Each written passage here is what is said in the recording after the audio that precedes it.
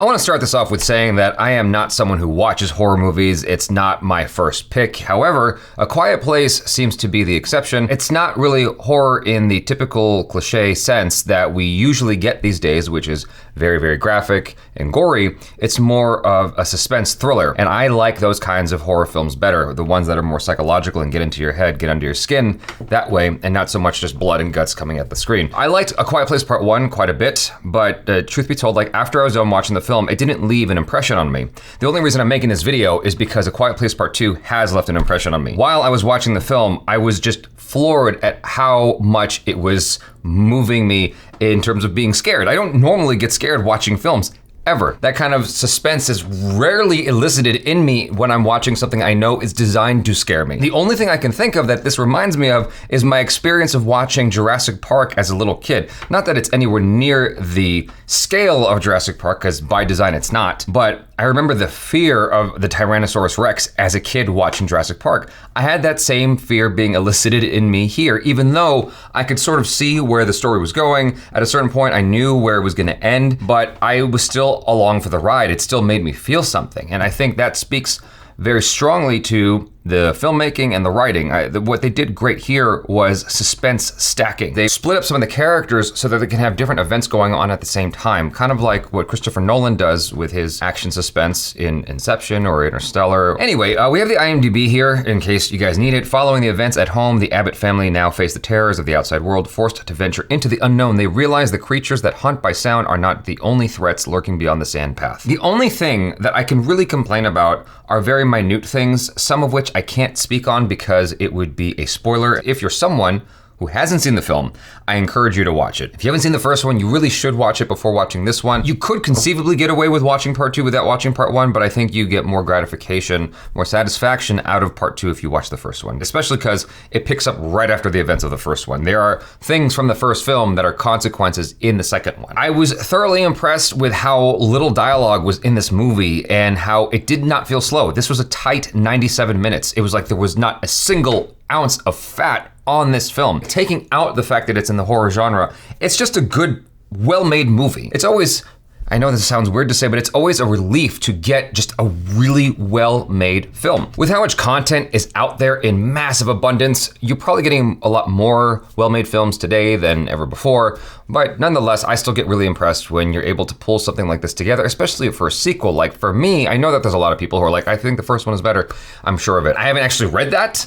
I just assume, especially because I watched A Quiet Place Part 2 with Achara, and she, I think, liked the first one better. She liked the second one quite a bit, but I think she liked the first one better, at least how it made her feel, the suspense and whatnot. Whereas for me, the Part 2 was far superior. Like, I would go back and watch that again and study it, as a storyteller. I think that it's just well executed in terms of the different characters, especially characters that don't talk. You still got a lot of their personality and a sense of who they are. It felt very three-dimensional, despite the fact that there was very little dialogue in the film. That's incredibly difficult to do, to have well-developed characters when they're not even saying much.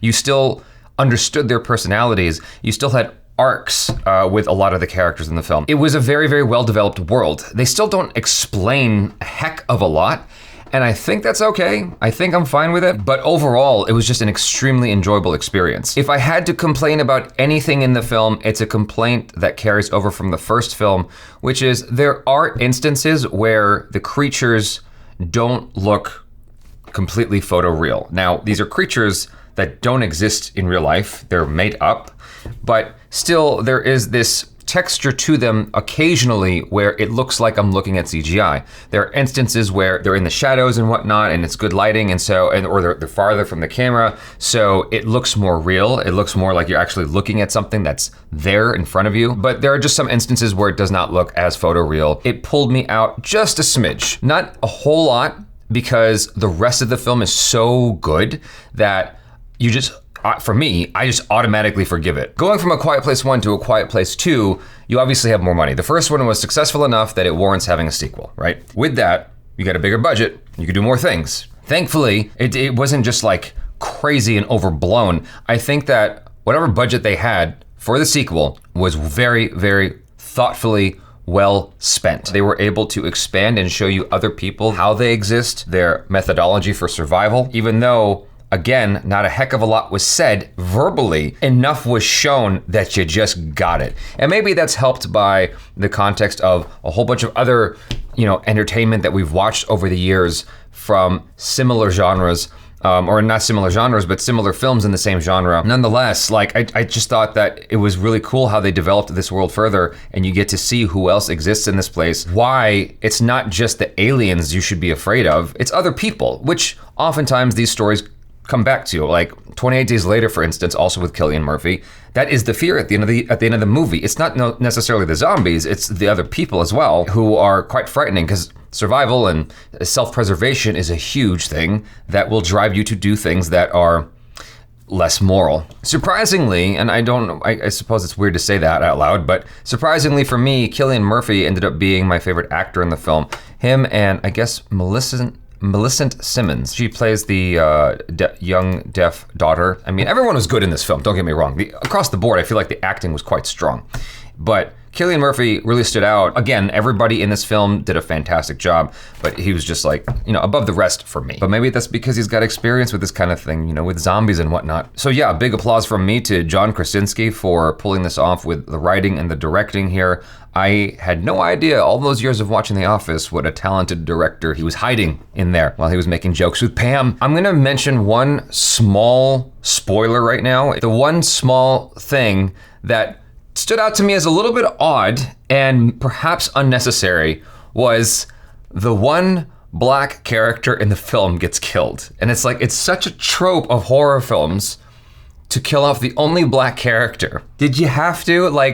It's such a well-known thing that black people complain about. Why would you kill off the one black character in the movie? Now, he's not the only one to die, but it's just strange that was there. It's like that could have easily been avoided. You didn't have to do that. But nonetheless, it was a really, really well-made film. Yeah, I loved it, and I plan to own this movie. I plan to watch it again. I don't know that it will have the same effect on me watching it a second or third time, much like 1917. It's like the first run through, it's amazing, how did they? And then when you watch it again, you start to see where the seams are. And I feel like with A Quiet Place 2, because you already know what's coming, it might not be as effective at being suspenseful for me, and I'm more gonna look at it just as a filmmaker and a storyteller, and it's very, very interesting to observe that way, because I thought that just emotionally and suspensefully it was quite effective. So yeah, I've beaten that horse to death in compliments. I'm gonna conclude this here.